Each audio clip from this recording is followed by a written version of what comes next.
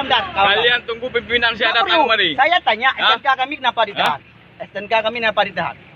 Video. Jawab dong. Prosedur. Tengah mobil. Mobil itu. Iya. Ya. Kenapa ditahan? Nah, sekarang tunggu. Nggak perlu ditahan. Tunggu apa? Perintah. Stop.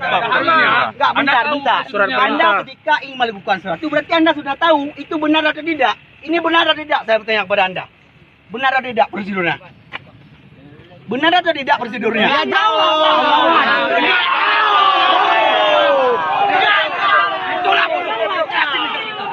kawan-kawan, kita lihat kawan-kawan. SNK kita ditahan, tapi mereka tidak bisa menjawab apakah itu benar melanggar hukum atau tidak. Salah. Biarkan. Lanjut.